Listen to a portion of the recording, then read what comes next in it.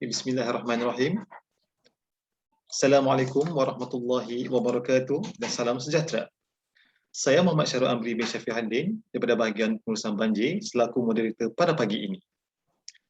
Saya mewakili pihak Urustia mengucapkan jutaan terima kasih kepada tuan-tuan dan puan-puan yang sudi meluangkan masa untuk menyertai sesi webinar pada pagi ini. Untuk makluman tuan-tuan dan puan-puan, webinar pada pagi ini akan berlangsung selama 1 jam, bermula dengan sesi pengenalan, seterusnya dengan sesi pembentangan oleh speaker dan diakhiri dengan sesi Q&A. Tuan-tuan dan puan-puan dialu-alukan untuk mengemukakan soalan semasa webinar ini berlangsung melalui ruangan Q&A yang disediakan berserta dengan nama dan pejabat. Pihak Urustia akan berusaha untuk menjawab soalan yang dikemukakan dan soalan-soalan terpilih akan dijawab terus oleh speaker pada pagi ini. Pemodelan maklumat bangunan atau Building Information Modeling BIM telah diperkenalkan di Malaysia seiring dengan program transformasi industri pembinaan negara. BIM digambarkan sebagai teknologi penting dalam industri pembinaan. Pelan Strategik Pembinaan 4.0 merupakan pelan jangka pendek CIDB Malaysia yang telah mengenal pasti bahawa BIM merupakan salah satu daripada 12 teknologi utama yang akan mengubah landscape di dalam industri pembinaan di masa hadapan. Tujuan webinar pada pagi ini diadakan adalah untuk memberi pendedahan dan kefahaman terhadap BIM dan pelaksanaan BIM untuk projek Jabatan Pengairan dan Saliran Malaysia melalui rangka kerjasama yang dicadangkan oleh BIM Asia JPS ke arah digitalisasi. Bersama-sama dengan kita pada pagi ini adalah 2 orang speaker yang dijemput khas daripada BIM Asia, iaitu Datuk Azmal Jamaluddin dan Encik Muhammad Rizal Muhammad Rosli. Selamat datang kepada Datuk Azmal Jamaluddin dan Encik Muhammad Rizal Muhammad Rosli. Izinkan saya untuk memperkenalkan speaker kita pada pagi ini. Speaker kita yang pertama iaitu Datuk Azmal Jamaluddin merupakan pengasas dan CEO kepada syarikat BIM Asia Sendirian Berhad. Beliau mempunyai pengalaman selama 21 tahun dalam pelaksanaan BIM untuk industri bangunan, infrastruktur dan oil and gas. Beliau juga merupakan pengasas dan pengurusi BIMEX Sendirian Berhad. Datuk Azmal telah dicalonkan sebagai Innovator of the Year di dalam AEC Excellent Award pada tahun 2018 dan 2019. Anugerah ini merupakan pengiktirafan antarabangsa oleh Autodesk. Seterusnya, speaker kita yang kedua iaitu Encik Muhammad Rizal Muhammad Rosli. Beliau merupakan COO kepada syarikat BIM Asia Sendirian Berhad. Beliau bertanggungjawab untuk keseluruhan operasi dan aspek teknikal syarikat. Beliau mempunyai pengalaman selama 14 tahun dalam pelaksanaan BIM untuk industri bangunan, infrastruktur dan oil and gas. Encik Muhammad Rizal juga merupakan pelatih yang diiktiraf oleh HRD Corporation serta penasihat industri untuk universiti awam dan swasta. Beliau juga berpengalaman sebagai speaker di pelbagai persidangan BIM yang dianjurkan sama ada di peringkat tempatan dan antarabangsa. Untuk makluman Datuk Azmal dan Encik Rizal, peserta webinar pada pagi ini mewakili daripada pelbagai bahagian di JPS, antaranya ialah bahagian pengurusan banjir, bahagian pengurusan lembangan sungai, bahagian pengurusan zon pantai, bahagian sumber air dan hidrologi, bahagian reka bentuk empangan, bahagian projek khas, bahagian sistem bahagian bangunan infrastruktur, bahagian korporat, bahagian ukur bahan dan pengurusan kontrak, bahagian pengurusan mechanical electrical, humid traffic center dan JPS negeri. Untuk tidak membuang masa lagi, saya dengan sukacitanya menjemput Datuk Azmal Jamaluddin untuk menyampaikan pembentangan berhubung dengan BIM. Dipersilakan. Terima kasih Syarul. Untuk pengenalan untuk webinar kita pagi ini. So untuk meneruskan pembentangan, saya akan share screen.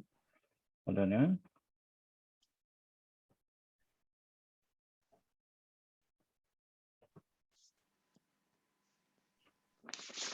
Okay, boleh nampak the screen with BIM JPS? Nampak. Nampak ya? Okay.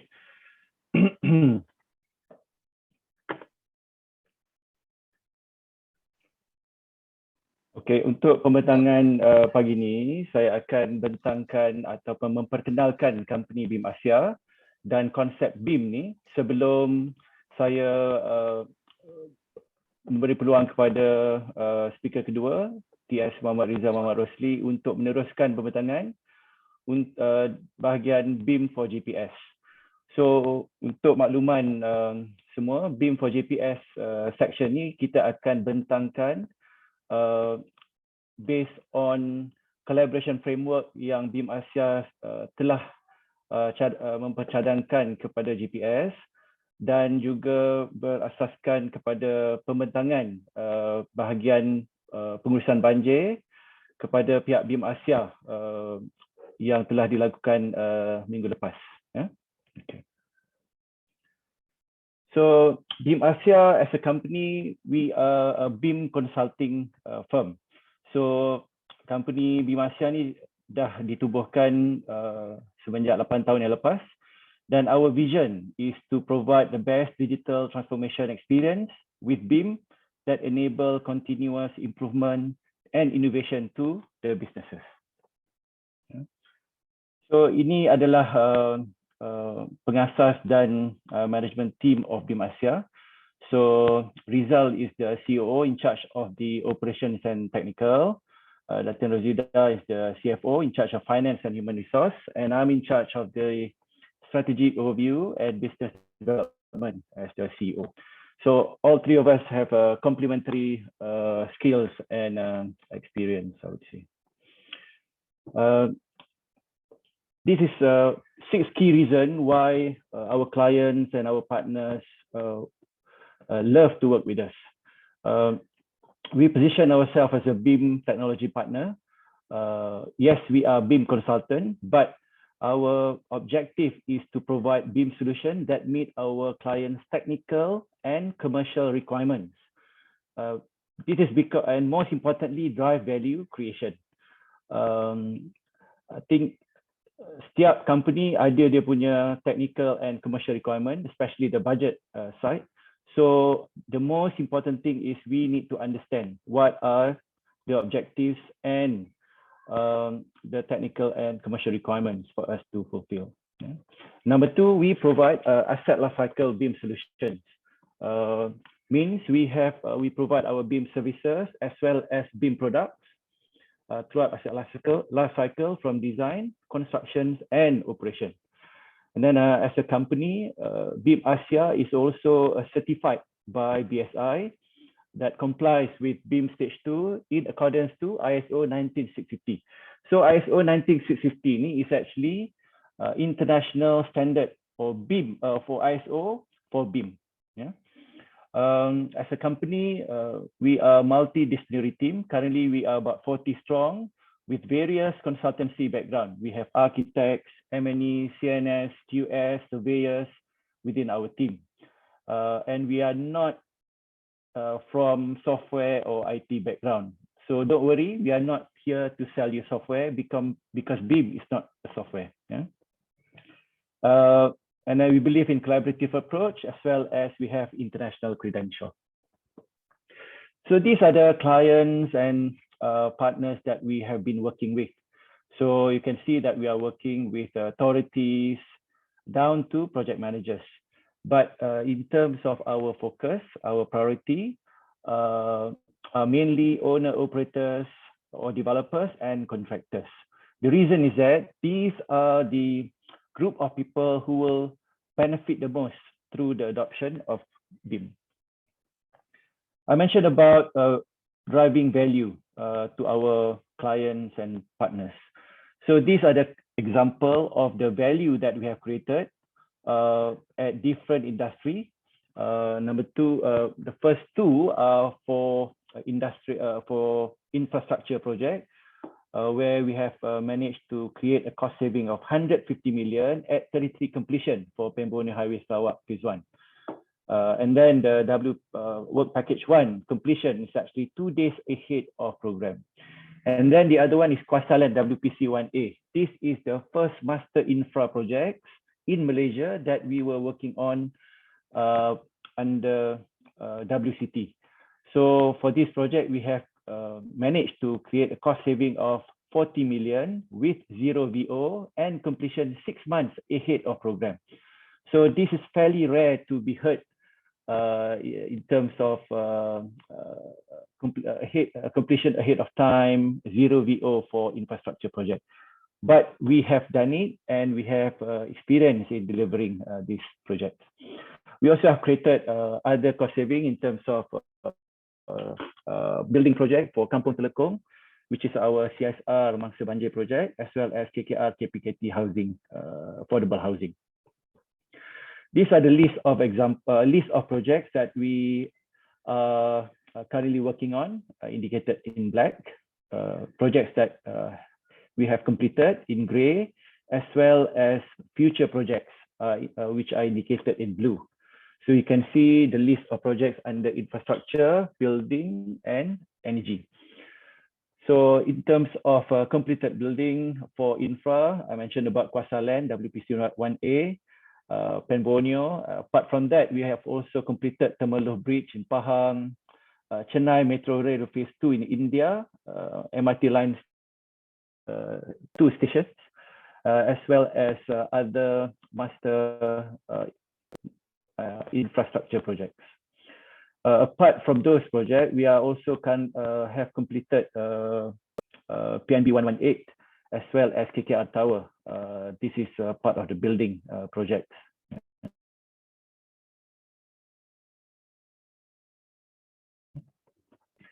The Kuasa MBPJ Township, which is a big master infra project for Kuasa Land.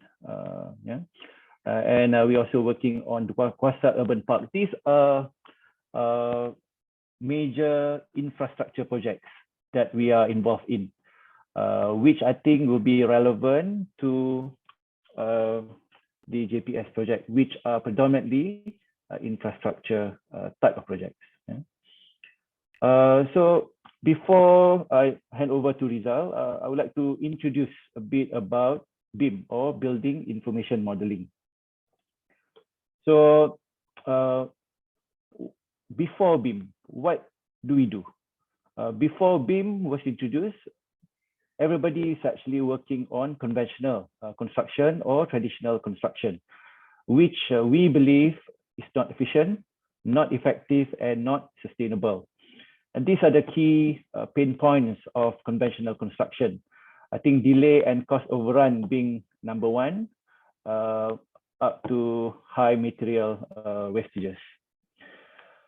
What is the future of construction? According to Boston Consulting Group, they have listed down 10 future of construction, which include prefab modular construction, big data predictive analytics, as well as BIM. What BIM actually? BIM is defined, according to ISO, is defined as the use of shared digital representation of built asset to facilitate design, construction, and operation processes to form a reliable basis for decision. So there's no mention about 3D model or software at all in this definition. So just to highlight with you, BIM is all about shared digital representation of built asset. Usually we will use common data environment to share this information throughout to facilitate design, construction, and operation processes. These are the key benefits of using BIM. I think through the various BIM dimensions from 3D to 6D, we can actually achieve lower construction cost and time, efficient construction, and predetermined and automated and 3D-based system and digital twin instead of 2D drawings, which is interpreted, which is open for interpretation. I mentioned about various BIM dimensions. In BIM, we have 3D up to 7D. So 3D is the base model where usually we are creating the base model through the existing condition model.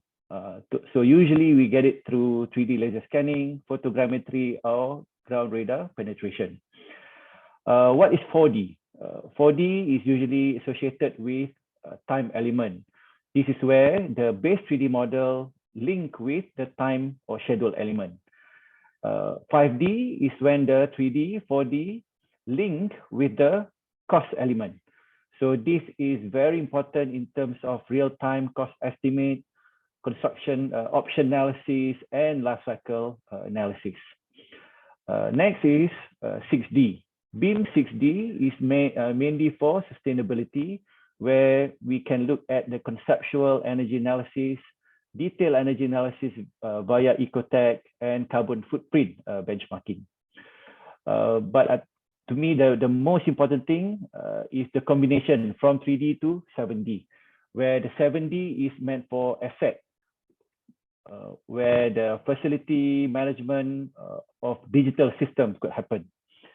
Here, the life cycle BIM strategies and BIM as built will be the predominant output of BIM 7D. I mentioned BIM is for asset life cycle from design, construction, and operation. Yeah. So in terms of BIM application, during design, we can have a common data environment as the cloud-based centralized chat database. Number two, the building design based on accurate development parameters and 3D model to generate 2D drawings.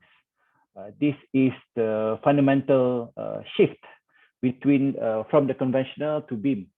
With BIM, we have 3D model, and then we can have the 3D model to be clash-free. And once it's clash-free, then we can generate 2D drawing out of it. So which is generated automatically. So you don't have to redraw the drawings every single time when there are updates or changes. And then you can have an integrated 3D model with information generated from BIM components with specs and rigorous value engineering. So you don't need to only do value engineering at a key milestone, but you can do it throughout the asset life cycle. Yeah? And then firm tender price due to accurate estimate. The reason is that with BIM 5D, we can actually quantify the quantity of all the BQ items for our projects. And then for construction phase, BIM model can include detailed sequence costs of all work stages with 3D visualization. And then we can also have a major clash-free 3D model and up-to-date structured 3D drawings, and all of these actually available on common data environment. And then for operation stage, BIM model could be ready for integration with CMMS or computerized maintenance and management system. Yeah. What about the value creation throughout the asset life cycle? So here I've highlighted, what are the values from the design aspect, where we can improve data integrity, higher productivity and efficiency, reduce error, rework, competitive tender price. And then during construction, we can accelerate the construction readiness for operation with minimal VO.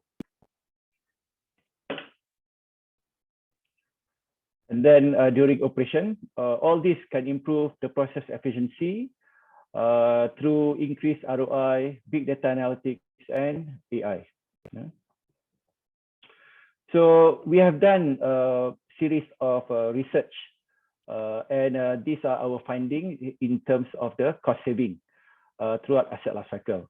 So for design, we can get 10% through design clashes, faster coordination about 30%.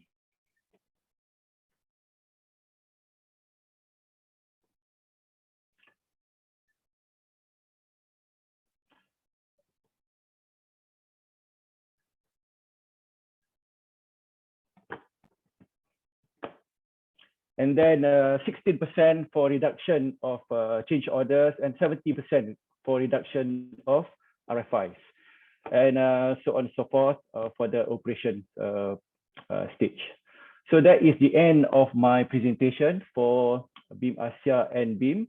And I would like to pass this to Rizal to continue for BIM for JPS. Thank you.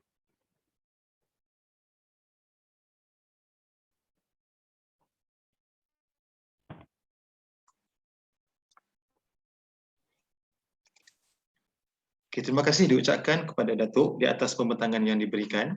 Untuk makluman semua, kita akan teruskan sesi webinar dengan pembentangan daripada speaker kedua pada pagi ini. Saya dengan sukacitanya menjemput Encik Muhammad Rizal, Muhammad Rosli untuk menyampaikan pembentangan beliau. Dipersilakan. Terima kasih Tuan Moderator atas beritahuan sebentar tadi. Jadi saya akan fokus kepada segmen ketiga iaitu BIM untuk JPS. Sebelum tadi Datuk telah menerangkan sedikit sebanyak berkenaan BIM Asia dan konsep BIM kepada semua. Jadi untuk bahagian yang saya akan teruskan selepas ini ialah ia adalah berkait dengan sesi engagement bersama pihak pengurusan banjir yang telah dilakukan pada 13 Ogos yang lepas. Sesi engagement ini adalah sedikit sebanyak ingin mengetahui dengan lebih mendalam mengenai struktur di dalam JPS, bagaimana JPS berfungsi dan apa yang dilakukan di dalam JPS sebelum kita dapat mencadangkan rangka kerja yang bersesuaian berkaitan dengan BIM untuk JPS.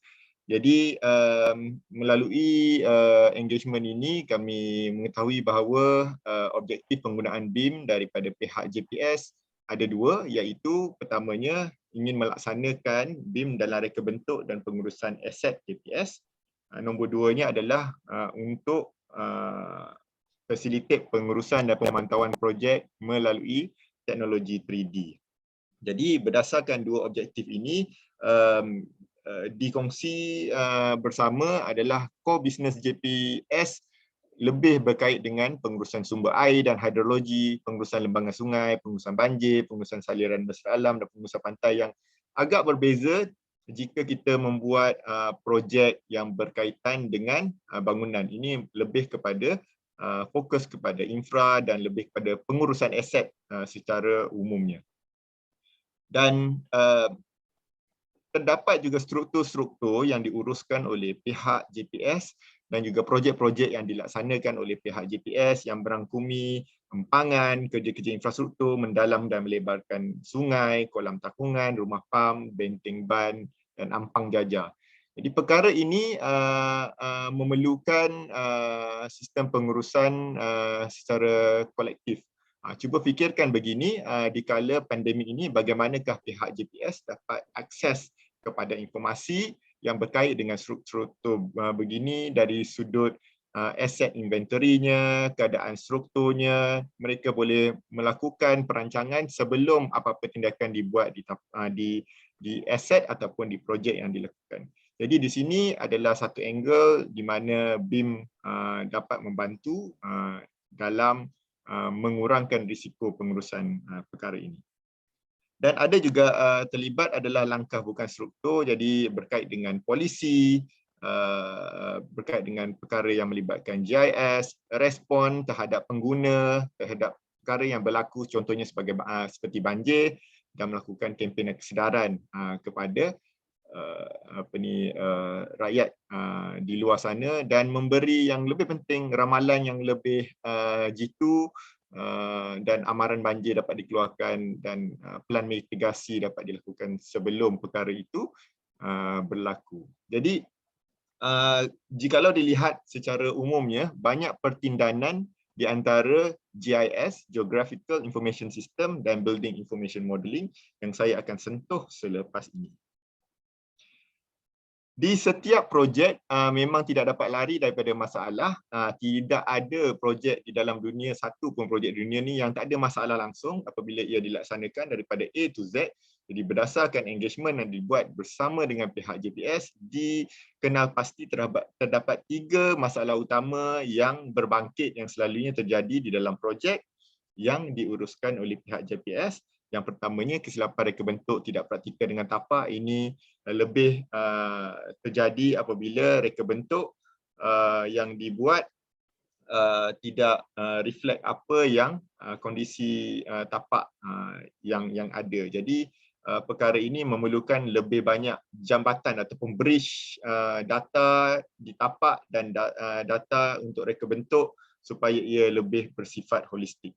Yang kedua, perubahan kerja di tapak variation order. Jadi kebiasaannya kalau untuk projek konvensional di luar sana, apa yang biasanya jika terjadi apa-apa pertukaran, perkataan ini selalu disebut ini nak suit to site, up to site punya condition. Okey, tukar di tapak. Jadi perkara yang tukar-tukar di tapak suit to site ni, di manakah item-item ini direkodkan secara clear? Adakah sebelum ini, sebagai contoh, pihak JPS apabila hendak menguruskan aset tersebut, apabila dilihat di dalam lukisan untuk contohnya membuat sesuatu pertukaran terhadap aset tersebut, apabila pergi di tapak, lukisan tersebut tidak tally dengan apa yang ada di tapak. Jadi perkara ini memerlukan contohnya resurvey, jadi dilukis semula. Jadi perkara ini memberi masalah di kemudian hari.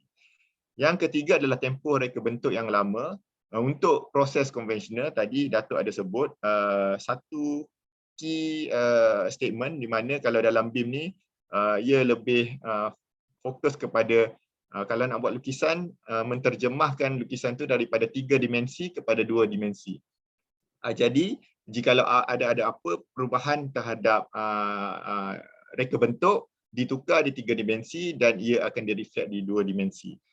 Dalam konvensional punya proses, apabila kita membuat sesuatu lukisan, contohnya kita menukar sesuatu lukisan, contohnya alignment, tapi detailnya maybe ada yang tidak ditukar lagi. Jadi perkara ini ada memberikan masalah dari segi koordinasi dari sudut reka bentuk itu sendiri. Jadi ini antara satu angle lagi yang di mana BIM dapat membantu. Jadi dengan kata lain dapat menyingkatkan tempoh reka bentuk untuk sesuatu projek. Dan berdasarkan kepada engagement ini, kami telah mencadangkan kepada pihak JPS 8 collaboration framework di mana merangkumi daripada Asset Lifecycle BIM Solution kepada JPS BIM Framework, EIR dan TOR, Gap Assessment, BIM Standard and Design Component, Project Implementation Monitoring, Integrated Digital System dan JPS Smart Portal yang saya akan pergi satu persatu apabila saya go through selepas ini. So untuk yang pertama iaitu Asset Lifecycle. Jadi dari sudut ini kami faham bahawa bila untuk melaksanakan BIM memerlukan proses kolaborasi yang tinggi di antara sesama JPS, bersama konsultan dan bersama kontraktor.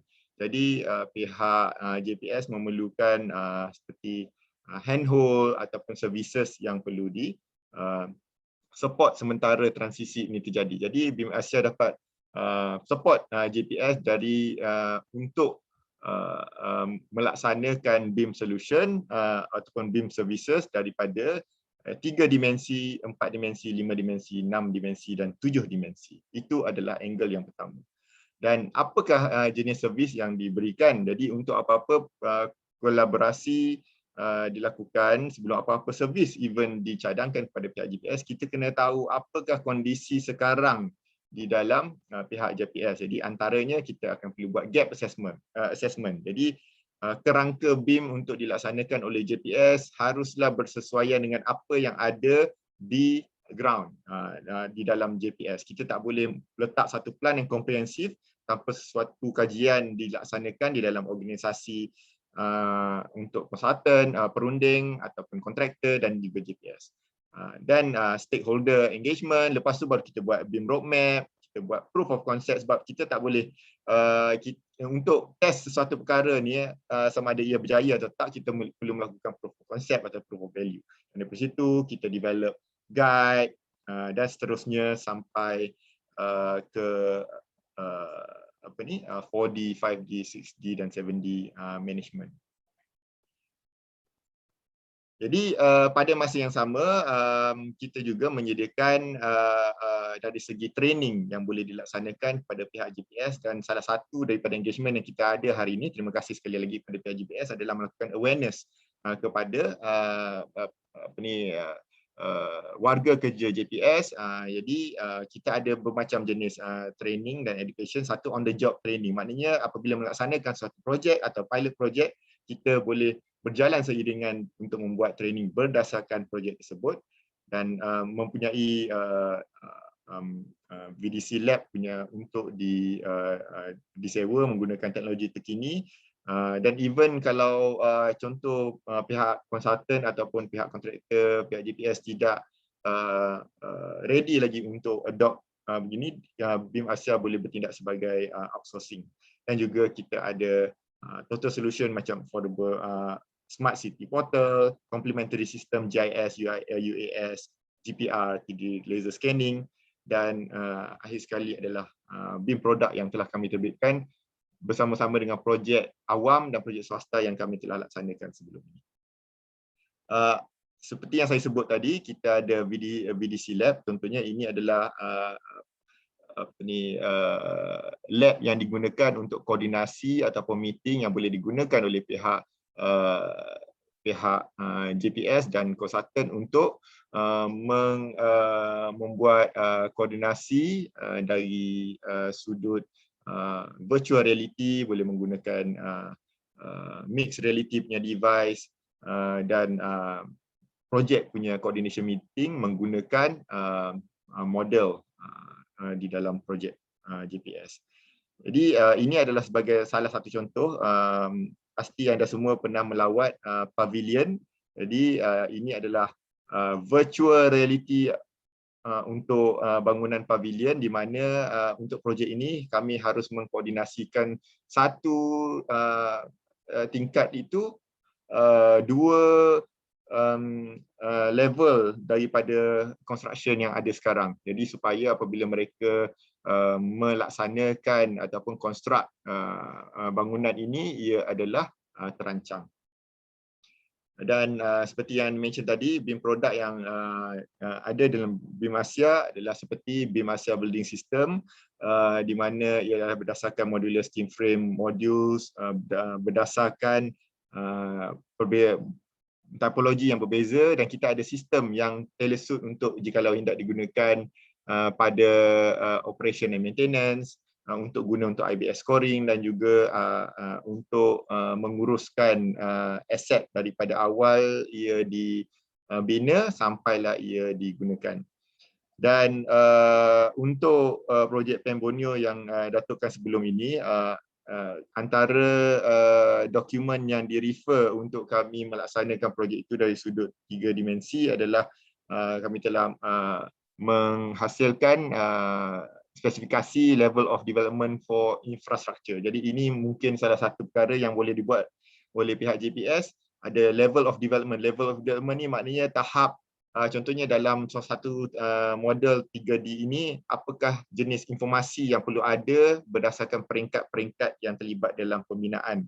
Jadi ini dibuat spesifik untuk projek jalan ataupun highway.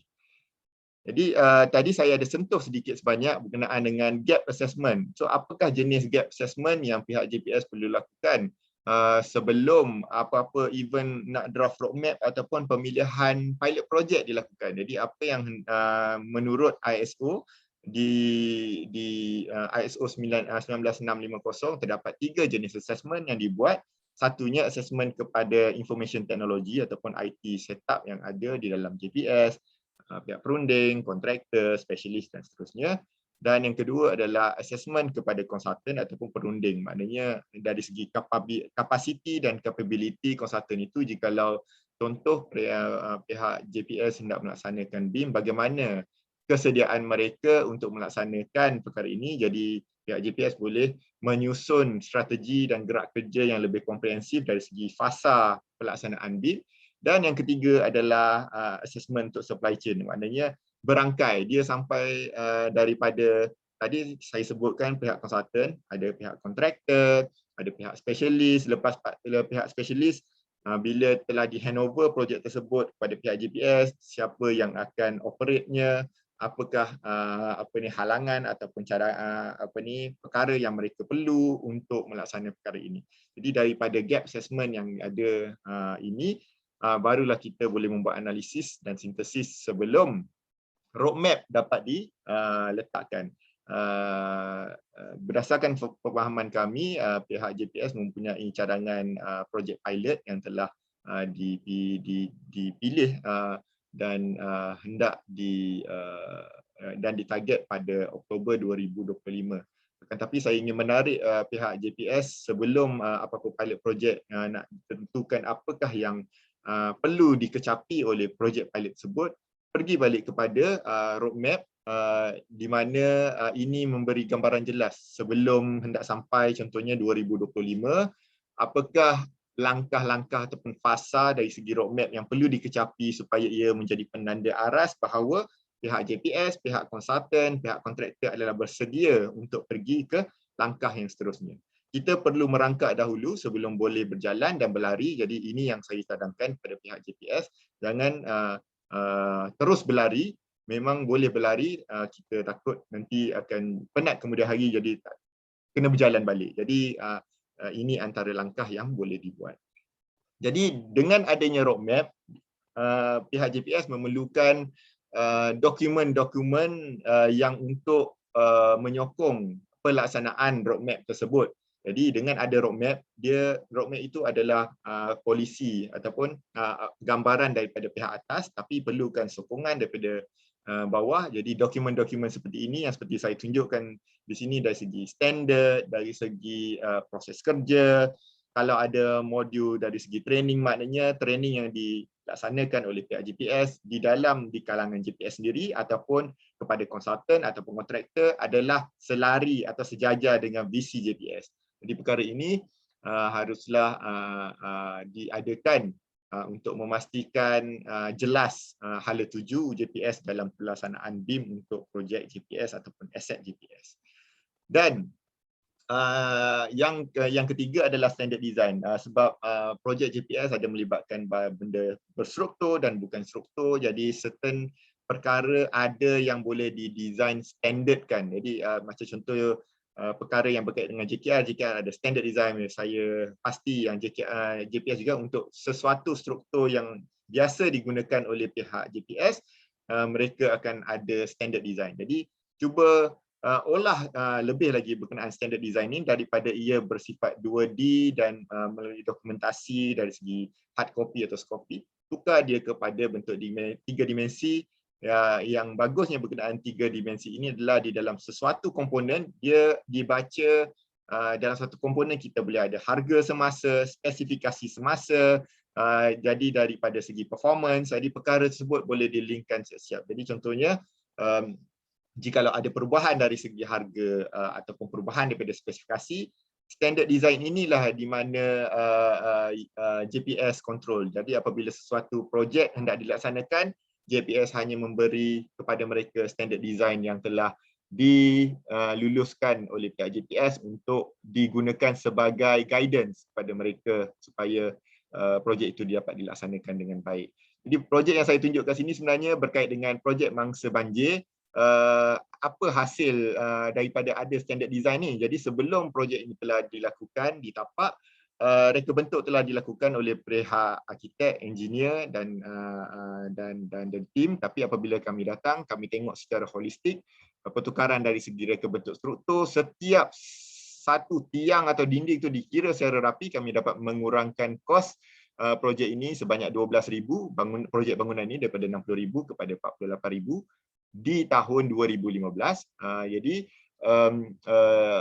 perkara ini dan tambahan lagi dengan cadangan dibuat, projek ini dapat disiapkan dengan cepat sebab semua pada masa ini mangsa banjir ini duduk di dalam kemah. Jadi perkara ini yang value yang datang daripada menggunakan BIM untuk projek ini.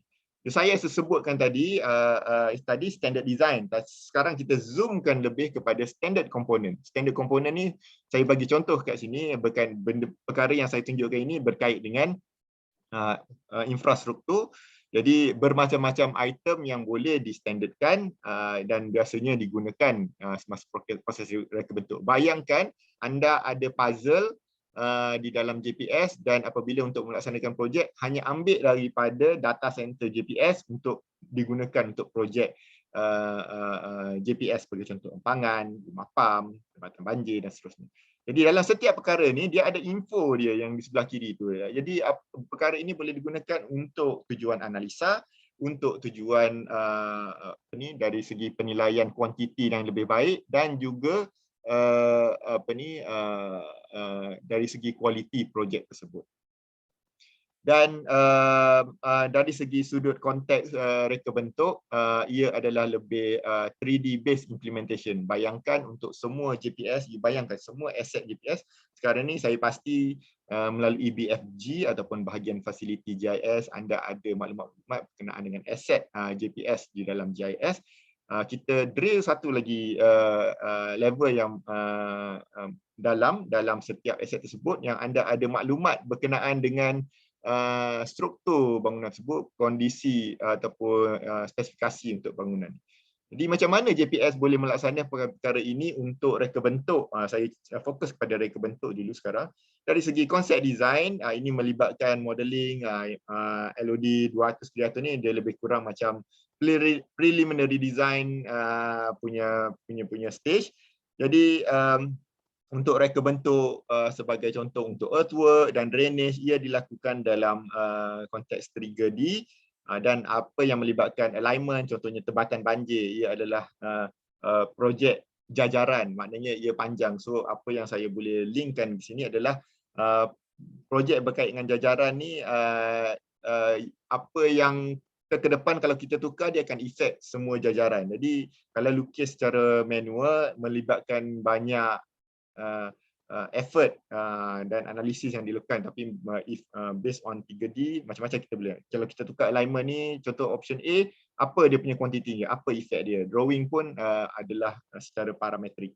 Dan daripada data yang telah dimasukkan, kita boleh membuat clash analysis, visibility. Dan perkara ni lebih baik bergaduh di dalam ruang maya, benda ni berlanggar daripada perkara ni dah berlanggar secara fizikal ditapak dan perlu ditapak, perlu dicabut, dipasang balik dan dipecahkan dinding dan sebagainya. Jadi perkara ini daripada apa yang saya cakap kat sini dapat mengurangkan kos pekerja, kos equipment dan seterusnya. Dan daripada koordinasi yang dibuat ni, barulah sesuatu lukisan itu dijana. Jadi lukisan yang dijana ini adalah daripada model yang saya tunjukkan tadi. Ia bukannya dilukis semula, ia adalah diambil ataupun diekstrak daripada model tersebut. Dan untuk macam mana nak membina, sebelum ni prosesnya adalah apabila sesuatu kontraktor hendak dapatkan projek, mereka akan tunjuk work program, kan yang biasa kita tengok 6,000 line. Jadi untuk orang yang dah experience manager construction, dia bolehlah visualkan semua macam mana contracting nak bina dalam kepala dia. Tapi bukan semua yang faham berkenaan hal itu. Jadi untuk 4D simulation ni kita boleh simulate work program contractor itu sama ada ia adalah logik ataupun dari segi pembinaan dan ia reflect dari segi timeline yang telah ditetapkan untuk projek. Dan pada yang sama, masa yang sama anda boleh gunakan data yang ada ni untuk extract kepada bill of quantity, maknanya kuantiti yang ada. Biasanya dalam projek, dalam institusi yang besar, isu yang utama berkait dengan procurement lah. Ada yang perkara bukan melibatkan kuantiti perkara yang telah ditetapkan, maybe berdasarkan perbezaan di tapak, ada sesuatu perkara yang tidak diambil kira dan benda ni melibatkan VO kemudian hari. So saya zoom satu fokus yang boleh memberi manfaat pada GPS. Jika anda bayangkan dari sudut contohnya daripada saliran ataupun daripada segi sudut drainage, setiap perkara ini anda boleh dapatkan dia punya kuantiti on the go. Jadi daripada macam mana ia dikira dari 3D atau 2D, dan perkara ini boleh digunakan untuk quantity takeoff. Bayangkan perkara ini sebelum ini apabila kita membuat hal konvensional, ia perlu diberi kepada pihak QS. QS kena kira menggunakan paper ataupun kira di komputer. Dan perkara ini kita boleh tengok berkali potensi ada satu perkara yang tidak dimasukkan. Dan perkara ini tidak berhenti sewaktu pembinaan saja, sewaktu untuk aset. Jadi setiap aset ni dia ada macam tak pengenalan lah. Saya pasti untuk JPS juga anda ada standard untuk coding untuk aset-aset yang berada di bawah JPS. Jadi perkara yang anda telah buat masa proses reka bentuk, perkara-perkara ini akan ada dia punya ID setiap item dia. Jadi anda boleh plan sebelum aset ini diserahkan kepada pihak yang akan menguruskan projek ini. Jadi untuk setiap item ini, perkara ini dapat dilinkkan kepada data yang telah dibuat oleh ataupun standard untuk aset yang ada daripada pihak GPS. Jadi perkara ini lagi satu, biasanya ini adalah selepas projek itu tamat akan ada satu tim yang akan masuk dan akan buat perkara ini semua. Bayangkan jika sewaktu projek ini dilakukan, info-info untuk masukkan berkenaan dengan aset ini dapat dilakukan sebelum projek itu diserah kepada pihak GPS. Jadi saya ada mention tadi ada 6,000 line untuk work program. Jadi pihak construction manager ni dia akan bayangkan dalam 3D dalam kepala dia, okey macam ni yang akan. Sekarang ni tidak perlu perkara ini apabila model yang dibuat ini dapat dilinkkan dengan work program. Jadi apa yang anda dapat lihat di sini untuk layman secara mudahnya, jika nampak merah maknanya dia delay berkait dengan work program. Kalau hijau dia ke hadapan dan yang kelabu itu telah siap. Jadi untuk orang yang tidak memerlukan level experience yang tinggi, dia dapat tahu ini kenapa lambat, kenapa kontraktor lambat di kawasan ini, apa mitigasi dia. Kalau lambat sebegini, dalam masa 2 bulan, adakah contohnya kawasan yang di sebelah sana boleh disiapkan berdasarkan timeline yang ada. Jadi menggunakan perkara ini anda boleh membuat look ahead plan, contohnya 2 minggu atau sebulan dengan lebih jelas dan dapat dikongsi bersama ahli projek untuk dibuat mitigasi yang lebih baik di tapak. Dan kebiasaannya apa yang diketahui untuk setiap sekarang telah ditunjukkan bahawa drone digunakan untuk projek monitoring. Maknanya kontraktor dia bagi video selepas monthly untuk progress reporting. Sebenarnya video yang dibuat tu dia ada bermacam-macam kebaikan lagi. Ia menggunakan drone ni dia boleh dapatkan point cloud data. Dia tidaklah tepat tapi kita boleh overlay dengan model yang kita telah buat tadi. Apa status yang ada di tapak sekarang. Jadi kita boleh validate balik. Dalam reporting you kata macam ni, tapi ikut cut off yang saya dapat daripada point cloud ni, sebenarnya kawasan itu macam ni. Jadi ia lebih memberikan gambaran yang lebih jelas. Jadi apa yang anda boleh buat adalah seperti perkara yang saya tunjuk kat sini. Ini adalah satu snippet daripada Pem Borneo Highway lah di satu jajaran. Jadi ada kawasan yang tidak siap. Jadi kita boleh bandingkan dengan data yang datang daripada drone yang telah diterbangkan sekian hari dengan work program yang ada di bawah.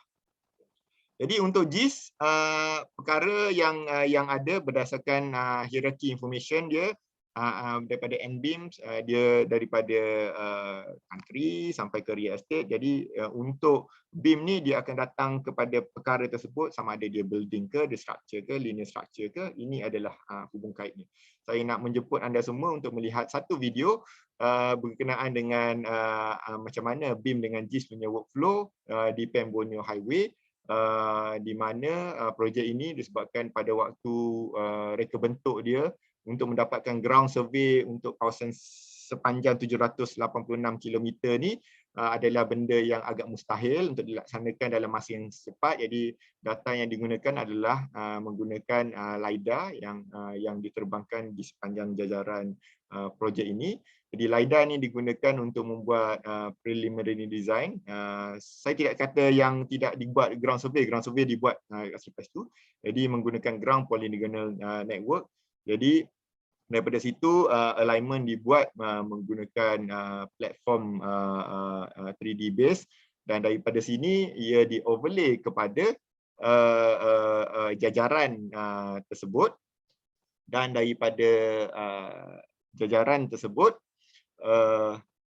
kita daripada LiDAR data ni kita convert dia kepada mesh, maknanya nak dapatkan perkara yang existing, dan kita ada data yang propose diletakkan kepada data yang existing tadi, maknanya dan kita juga ambil UAV data just in case untuk lihat ada perubahan yang terjadi selepas data itu dibuat. Jadi bayangkan untuk projek JPS, gambaran yang saya ada kat sini, anda mendapat gambaran yang lebih jelas mengenai contohnya pipe yang ada di certain tempat, di kawasan kawasan tu dari segi slope-nya masa pembinaan, adakah dia angle-nya adalah overcut daripada kontraktor, jika overcut kenapa, kalau dibuatkan sesuatu platform tu mengikut reka bentuk ke tak, anda akan dapat sewaktu melaksanakan projek ini. Dan data yang dapat daripada kontraktor sebagai contohnya, anda boleh gunakan untuk monitor. Contohnya yang biasanya monitor adalah dari segi slope lah. Slope tu ada bibit-bibit nak failure ke tak. Jadi untuk setiap bulan anda ada data ini. Jadi perkara ini yang bersangkut paut dengan apa yang dilinkkan dengan GIS. Jadi untuk project team akses data ini, mereka hanya dapat boleh akses melalui web dan dapatkan detail data ni tanpa perlu masuk direct kepada server JPS. Jadi memberi mereka certain level of access lah berkenaan dengan projek ni dan mendapatkan data-data yang diperlukan berkait dengan projek ni. Dan ia boleh di-overlay juga dengan GIS. Jadi saya rasa yang ni pihak bahagian fasiliti GIS lebih maklum berkenaan hal ni. Jadi banyak data yang dia boleh di-overlay di dalam platform terkini.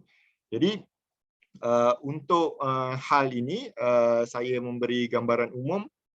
Apa-apa data yang saya tunjukkan tadi, dia ada di dalam satu pusat setempat di mana anda perlu ada terma dalam BIM, dipanggil Common Data Environment.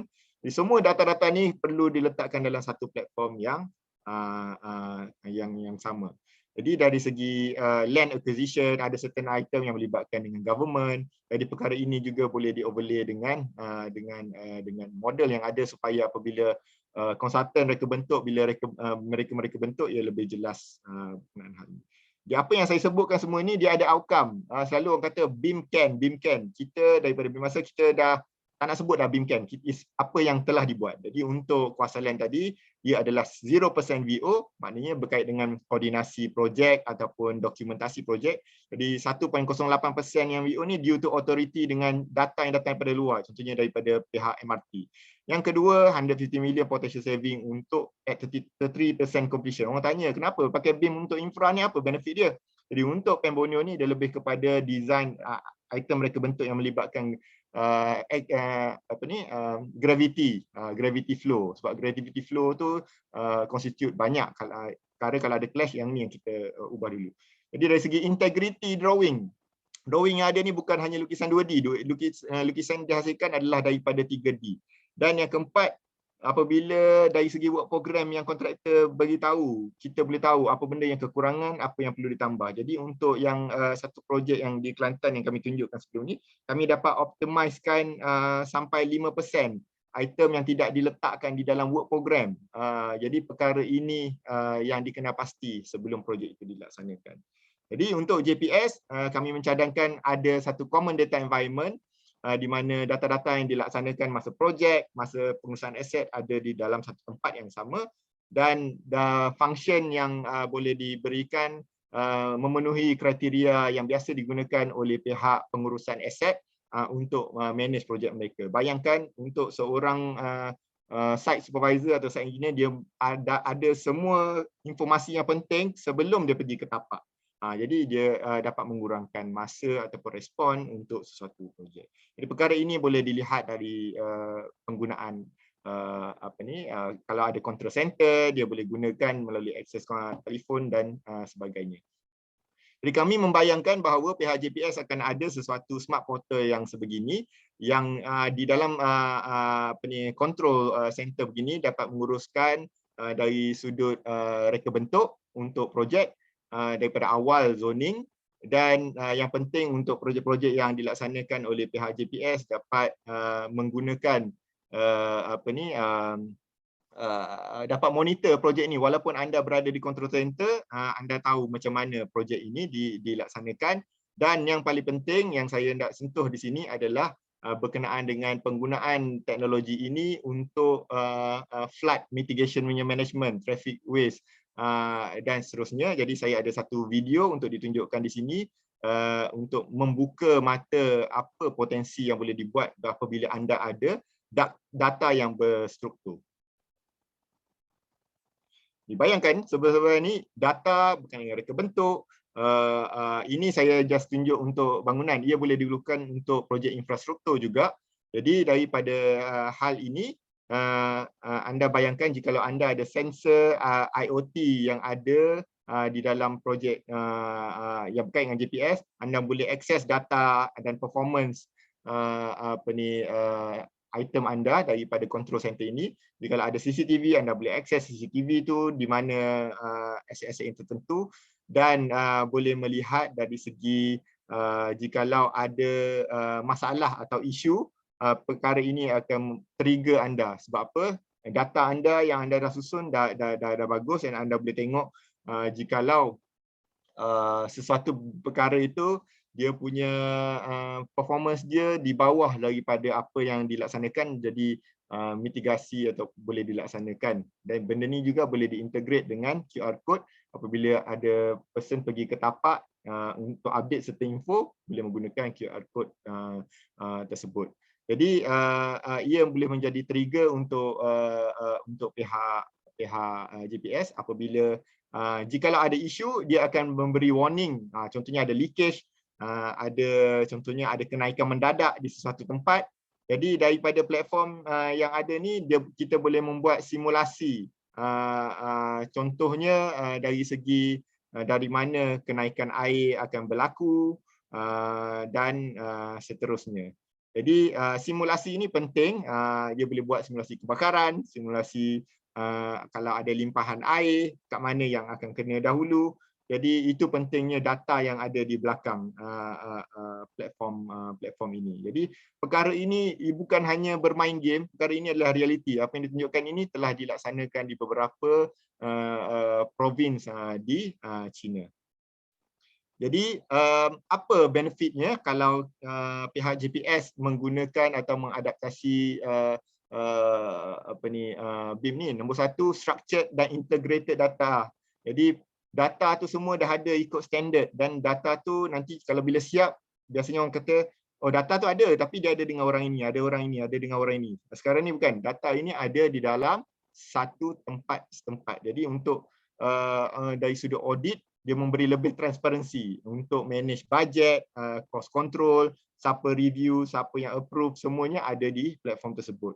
Dan ini membolehkan pihak GPS develop pembangunan dia dengan lebih smart. Maknanya ia adalah lebih berdasarkan data dan bukannya assumption.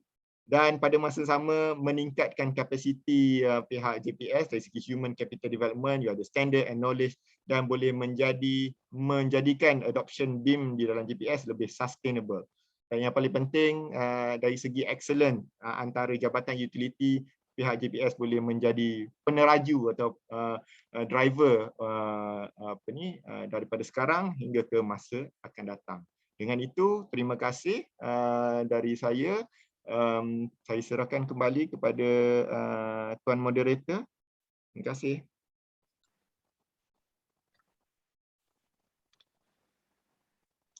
Terima kasih diucapkan kepada Encik Muhammad Rizal di atas pembentangan yang diberikan.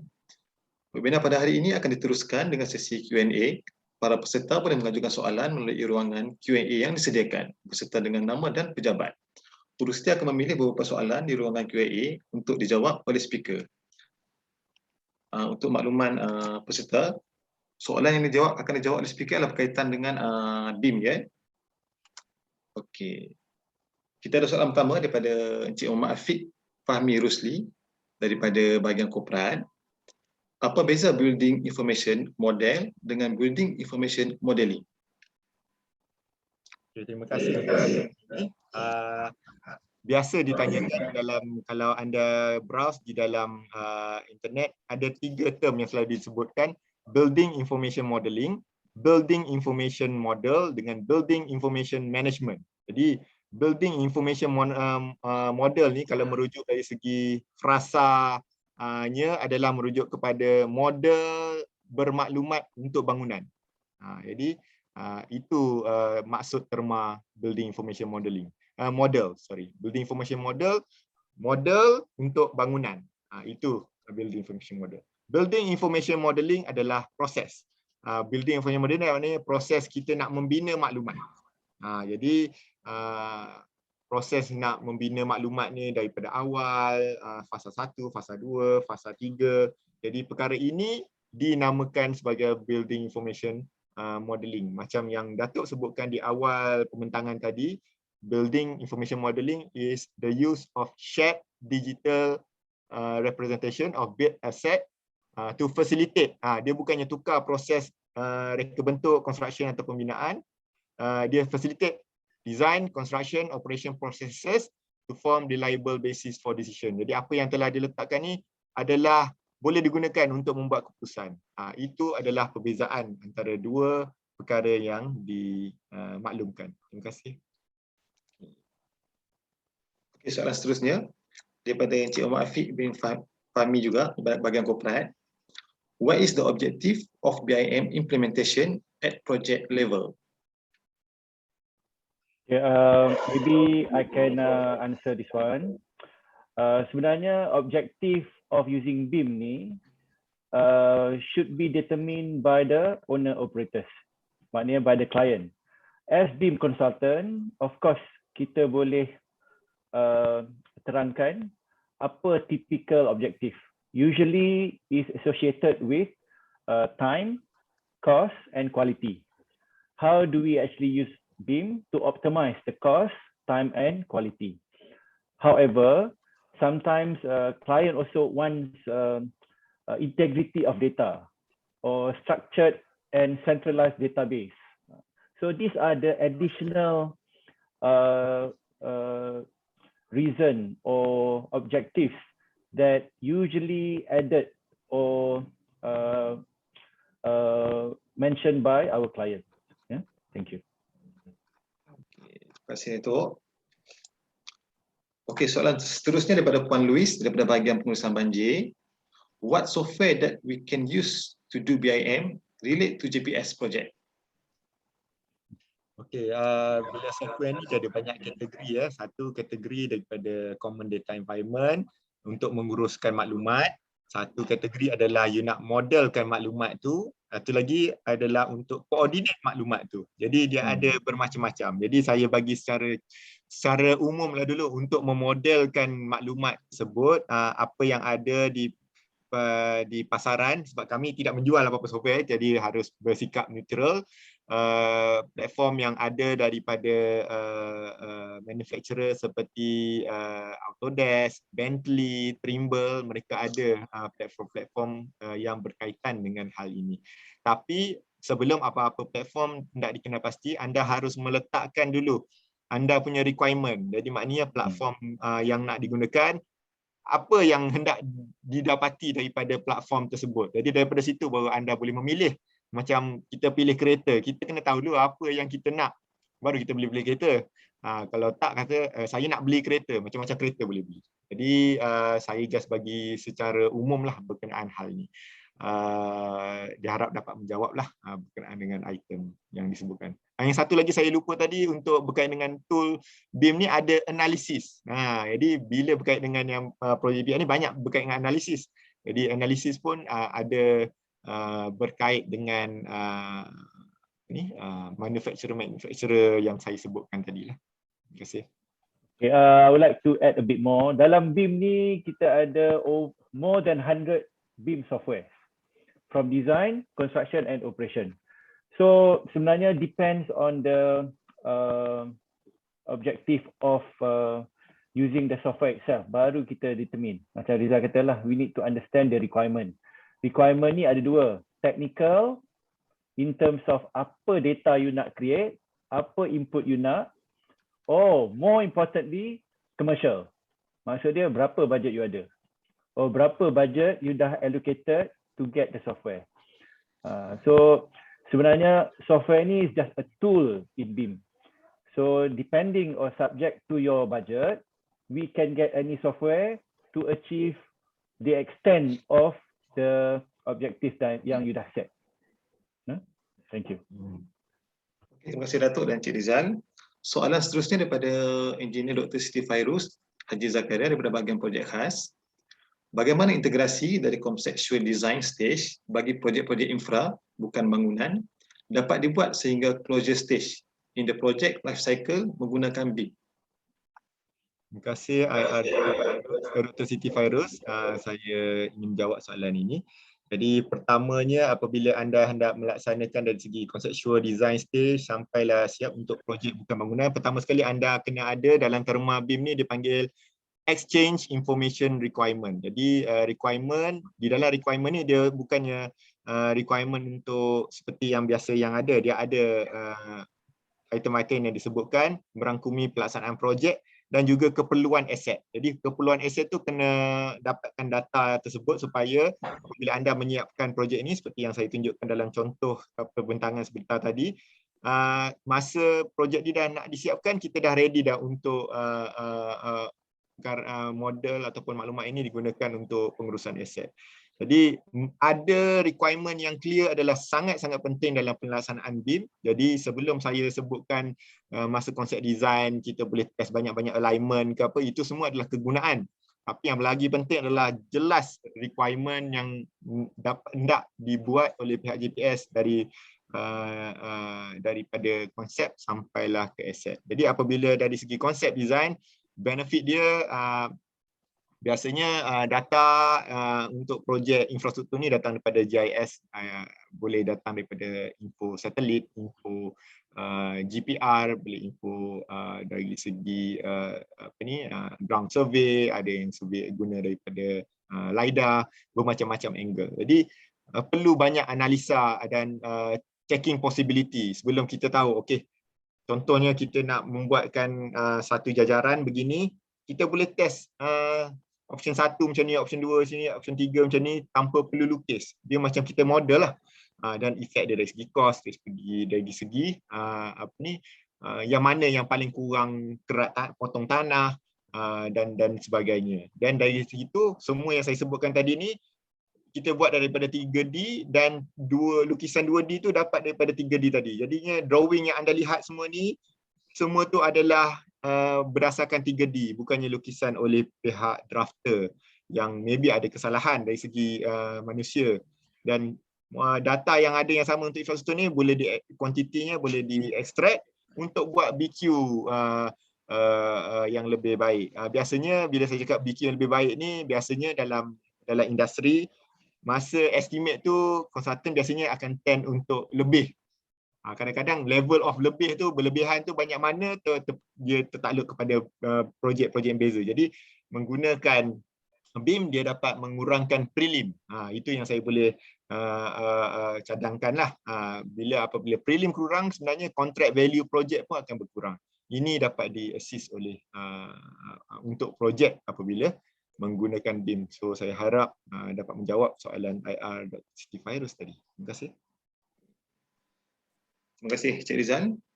Okey, soalan seterusnya daripada JPS Penang, Encik Muhammad Hafizul Hamid. Okey, soalannya berkaitan dengan JPS pain point, termasuklah kuantiti dalam kontrak yang dimasukkan oleh peronim yang berlebihan. So dengan pelaksanaan BIM ni boleh tak kita mengelakkan daripada berlakunya lebihan atau kurangan kuantiti? Ini berdasarkan fakta lah daripada salah satu projek kami tak nak gunakan tadi penyelidikan yang dilakukan secara menyeluruh. Untuk projek infra yang telah dilakukan sebelum ini, projek tersebut amount dia sampai mencecah 1 bilion lebih. Jadi pengurangan yang dapat dilihat apabila kita bandingkan, satu menggunakan konvensional, quantity take-off, satu menggunakan BIM, kita dapat mengurangkan sebanyak 20 juta untuk projek tersebut berdasarkan bukti dan ia disahkan oleh pihak QS sendiri. Jadi dari situ perkara yang cakap pasal berlebihan ni sebenarnya lebih kepada visibility daripada pihak QS. Certain benda yang maybe ada certain safety factor yang perlu consider disebabkan sebab faktor itu juga yang penilaian dibuat. Tapi berdasarkan kuantiti, benda yang boleh diekstrak daripada model, ia akan dapat yang tepat sebab dia tak ada apa yang kita ekstrak ni plus minus dia tolerance apa ni 500 cubic meter ke, tak ada. Dia apa yang macam tu lah dia. Terima kasih. Okay, soalan seterusnya daripada Engineer Dr. Siti Fairuz Haji Zakaria, bahagian projek khas. Adakah BIM software boleh capture data soil investigation dan survey at the prelim design process? Jawapan mudahnya ya. Okey, soalan seterusnya. Soalan seterusnya daripada Cik Azin Khalil. How about coastal structure? Is it covered in BIM software and incorporate with on-site survey data, NSI?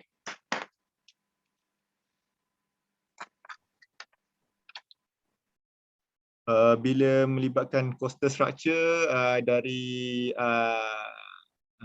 pengalaman BIM Asia, kami tidak pernah membuat apa-apa berkaitan dengan coastal structure, tapi apabila sebut structure, ia boleh di-cover lah under BIM.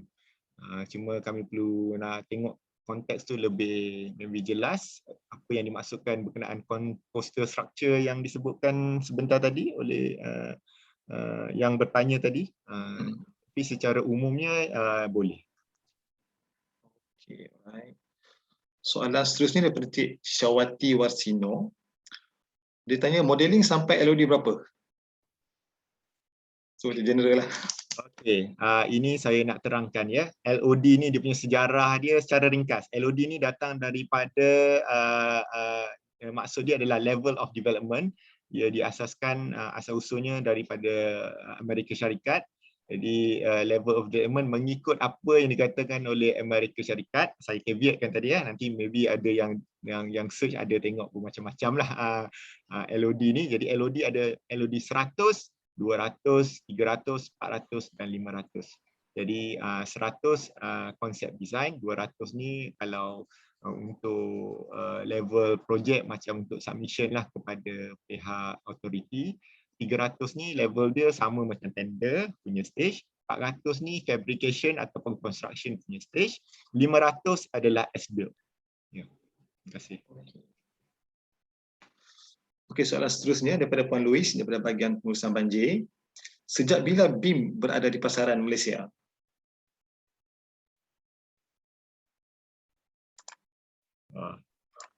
BIM berada di pasaran ni, BIM ni bukan software ya Puan. BIM adalah satu ideologi kalau saya nak bagi tahu sebenarnya. BIM ni sebenarnya asal usulnya adalah semenjak 1974 dan terma ini diasaskan oleh orang yang bernama Chuck Eastman. Dia masih lagi dia sudah meninggal dunia tahun lepas. Jadi di pasaran adalah di Malaysia perkara ini disebut sejak 15 tahun lepas.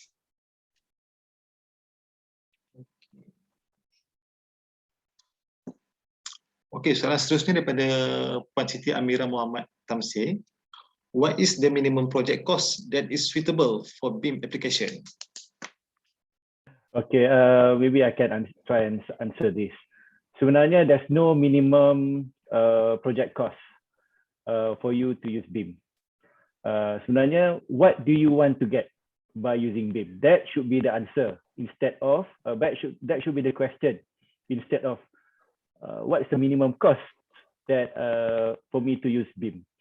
The reason is that BIM is a process and BIM juga boleh bawa value to you to the owner operator or whoever use the process.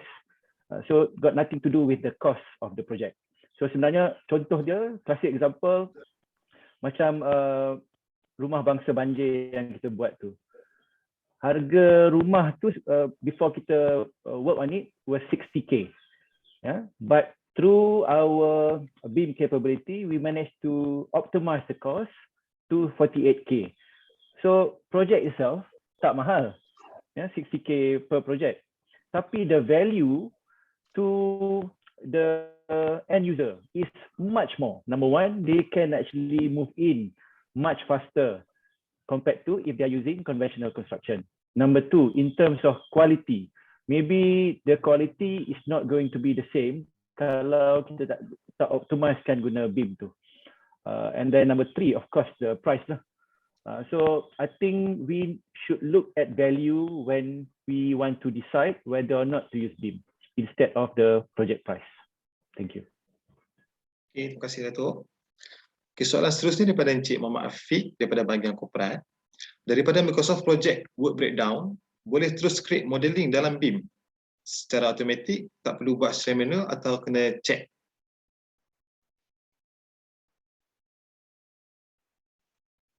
Dato'. Saya jawab soalan ni. Okey. Kalau nak buat sekarang ni dia terbalik. Microsoft Project ada, kita boleh tak? Okey, masuk dalam platform ni dia terus buat model lah. Yang setakat pemahaman yang saya faham daripada soalan ni. Jawapan mudahnya tidak. Tapi dia ada jalan yang terbaliknya. Jikalau kita ada model ni, daripada model ni jikalau kita nak buat work program daripada model ni boleh. Dan itu lebih jelas dan kita boleh kurangkan risiko. Apabila nak link ni mula-mula memanglah manual, tapi jikalau di dalam projek tersebut untuk reka bentuk contohnya jambatan atau empangan, setiap item tu dia ada kod dia.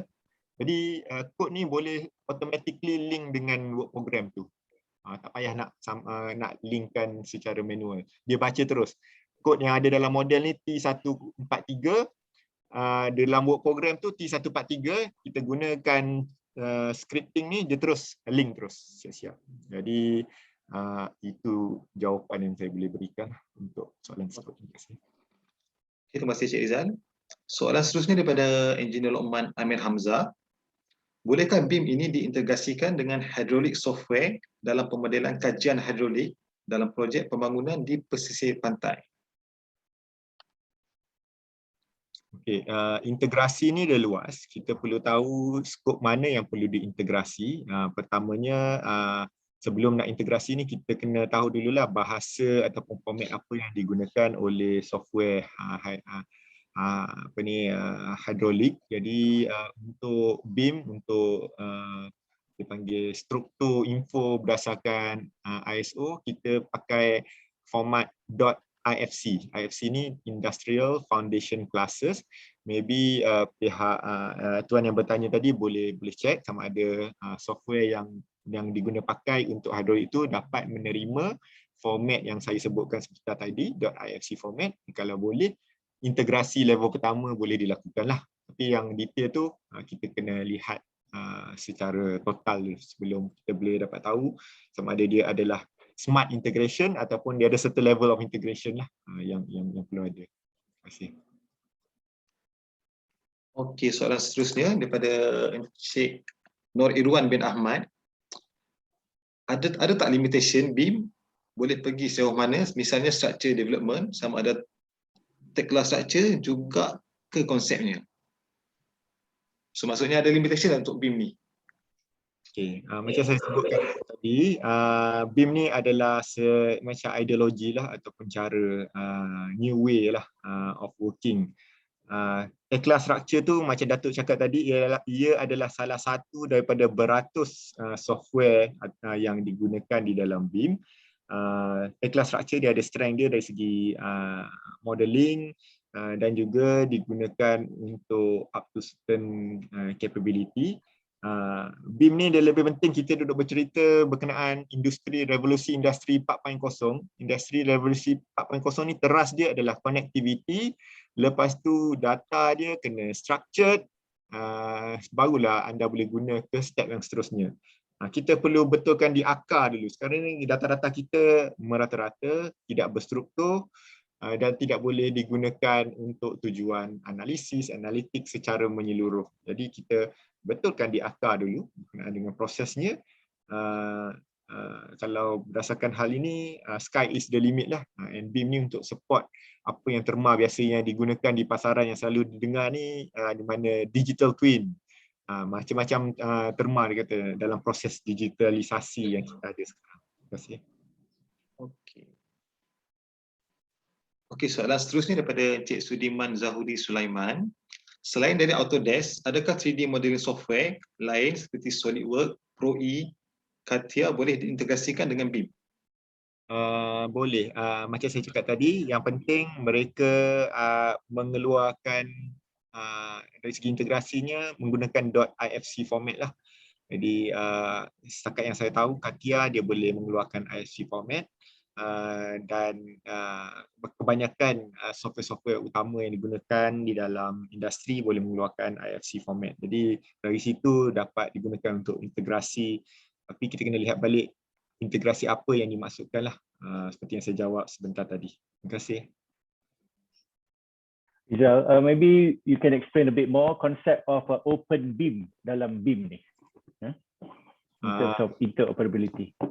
Okey, dari segi BIM dia ada satu konsep di mana dipanggil open BIM. Macam Datuk cakap tadi, open BIM ni maknanya kita tidak kisah software apa pun yang digunakan, tapi kita boleh bercakap satu sama lain melalui format yang macam saya sebutkan tadi, Industrial Foundation Classes Format. Industrial Foundation Classes Format ni adalah berdasarkan ISO punya struktur. Jadi untuk bangunan dia ada untuk bangunan, dia untuk jalan ataupun untuk infrastruktur dia ada untuk infrastruktur. Jadi macam kita contohnya kita buat satu kereta ya, konsep dia. Kita sebenarnya tak penting kan apa jenis mesin yang digunakan untuk buat kereta. Hasil dia adalah kereta. Jadi konsep yang sama apabila kita kita melaksanakan BIM, bila berkolaborasi kita tak nak kacau dia menggunakan alat apa. Yang penting kalau kita nak berhubung, dia ada medium yang sama untuk berhubung. Terima kasih. Okey, terima kasih.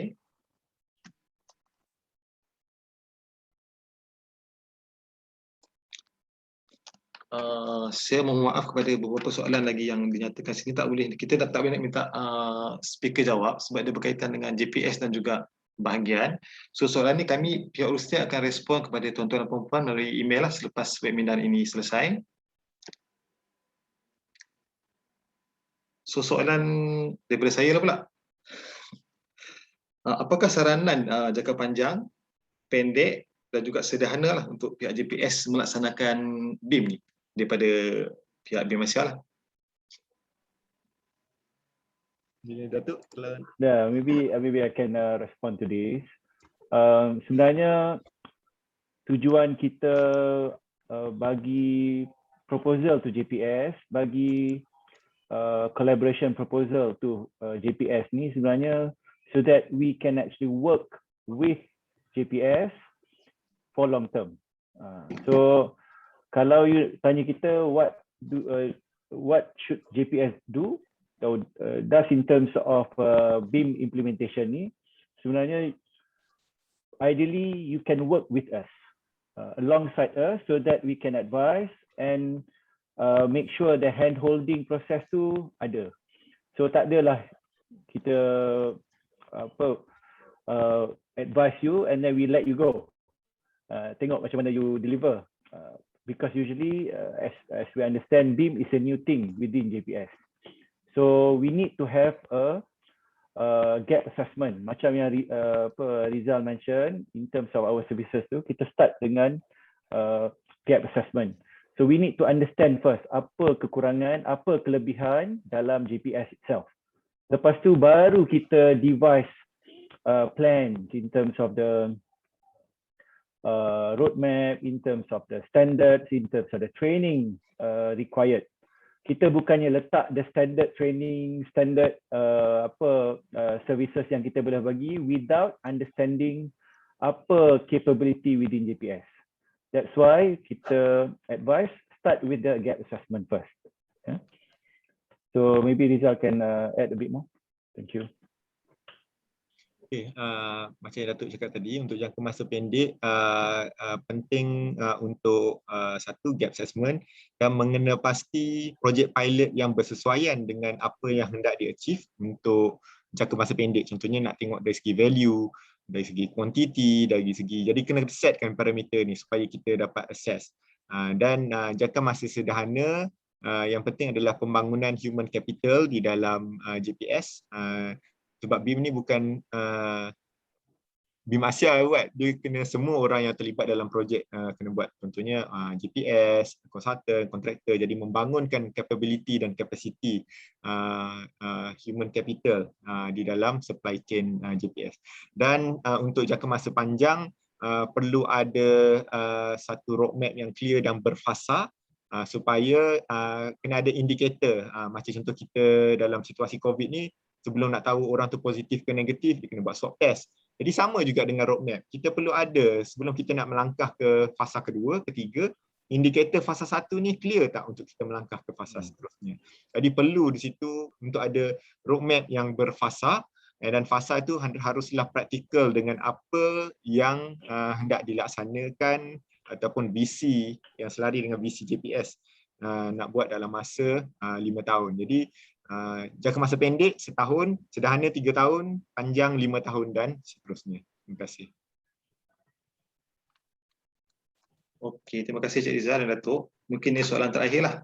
Soalan ini agak open tapi berkaitan dengan presentation yang Cik Rizal bagi tadi. Kita ada macam monitoring on the construction slope. So soalan daripada Cik Azrin Khalil, how fast GPS can trigger and warn us before any landslide? Okay, so boleh tak ada something integrated dari segi warn ni dalam BIM punya sistem ni? Okay, dia ada dua perkara. Yang pertama, how fast ni melibatkan GPS ni, satu, dia kena ada sensor. Kalau nak kata secepat ataupun lambat lah, dia kena ada item ataupun devices tu IoT punya device or sensor. Itu nombor satu. Nombor dua, contohnya kalau perkara yang nak trigger untuk projek. Untuk projek macam saya tunjukkan tadi, setiap kali contohnya drone diterbangkan, kalau menggunakan drone, dia ada certain cut off. Sebenarnya kalau untuk slope ni, dia akan ada, dipanggil simptom-simptom awalan, simptom dah nak fail dan akan fail. Jadi benda tu tengok kekerapan dari segi monitoring projek lah, dari segi anda menerbangkan drone.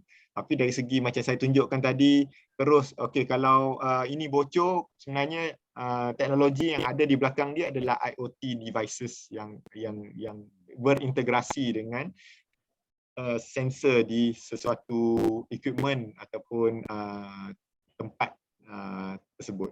Terima kasih. Okay, maybe I can add a bit more. Rizal mention pasal IoT.